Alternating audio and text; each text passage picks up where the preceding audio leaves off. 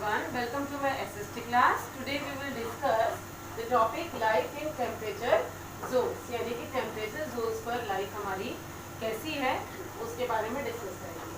First of all you have to recall the temperature zones on the earth. जो temperature zones आपको पहले पढ़ाए थे लास्ट वीडियो में, उनको आपको दोबारा से एक बार याद करना है. कौन कौन से temperature zones थे बेटा हमारे?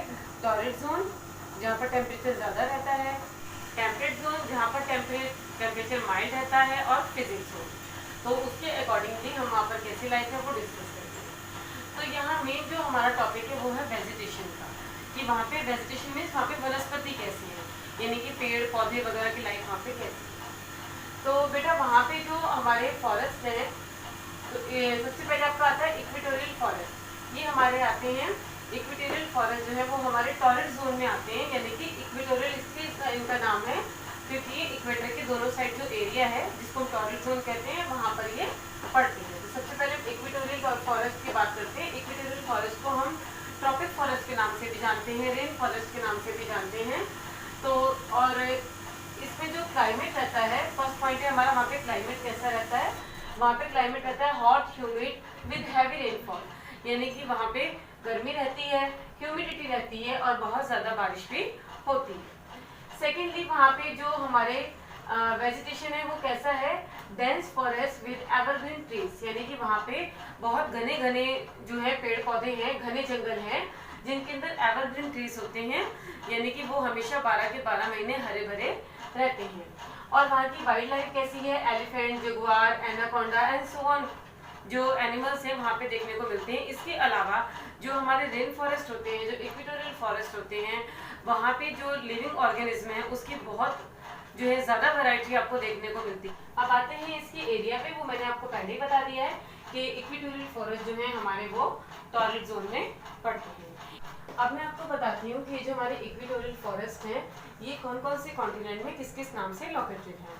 तो साउथ अमेरिका में ये अमेजन रेन फॉरेस्ट के नाम से लोकेटेड है जो काफ़ी फेमस भी है, और नॉर्थ अमेरिका में हम इन्हें हवाइयाँ रेन फॉरेस्ट के नाम से जानते हैं. एशिया में इन्हें हरप्पन रेन फॉरेस्ट, और अफ्रीका में ये मेडागास्कर लोलैंड फॉरेस्ट और इटली रेन फॉरेस्ट के नाम से लोकेटेड है. अब बात करते हैं हम टेम्परेट ग्रासलैंड्स की. टेम्परेट ग्रासलैंड्स में जो हमारा क्लाइमेट है वो गर्मियों में गर्म और सर्दियों में ठंडा रहता है नॉर्थ हेमिस्फीयर में, लेकिन साउथ हेमिस्फीयर में टेम्परेचर माइल्ड रहता है, यानी कि ज़्यादा ना तो गर्मी होती है ना ही ज़्यादा ठंडक होती है.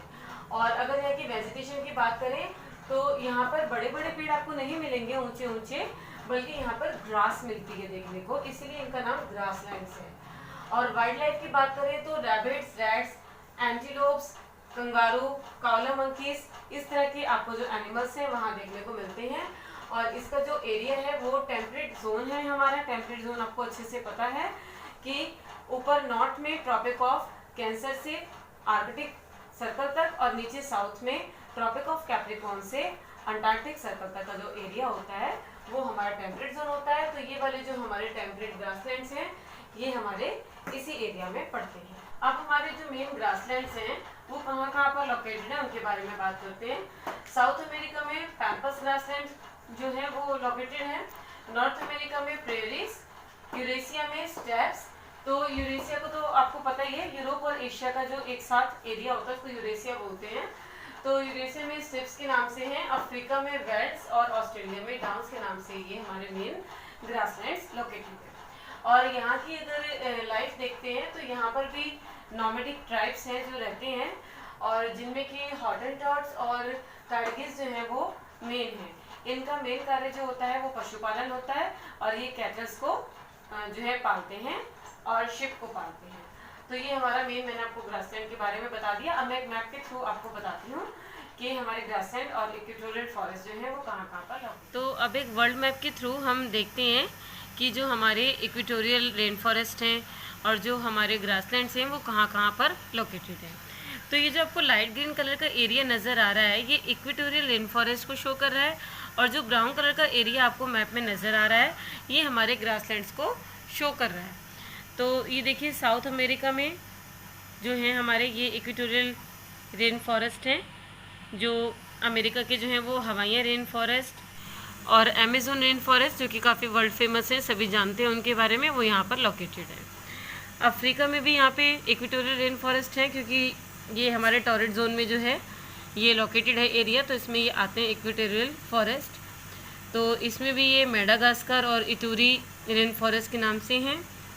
और एशिया में अगर हम इनको देखें तो हरप्पन रेन फॉरेस्ट के नाम से हैं। तो ये हमारे रेन फॉरेस्ट का एरिया हो गया। अब हम ग्रासलैंड्स को देखते हैं। नॉर्थ अमेरिका में प्रेरीज का ये एरिया है, देखिए। साउथ अमेरिका में पैम्पर्स, और अफ्रीका में वेल्स, और यूरेशिया में यूरोप और एशिया को मिलाकर के ये जो है स्ट्रिप्स के नाम से है। और ऑस्ट्रेलिया में ये डाउन्स के नाम से जो है ये इतना एरिया ग्रासलैंड का आपको शो हो रहा है। तो आई होप आपको ये हमारे इक्वेटोरियल फॉरेस्ट और ग्रासलैंड्स का जो एरिया है वो अच्छे से समझ में आ गया होगा। बाकी के नेक्स्ट जो हमारे जोन्स हैं वो हम नेक्स्ट वीडियो में डिस्कस करेंगे।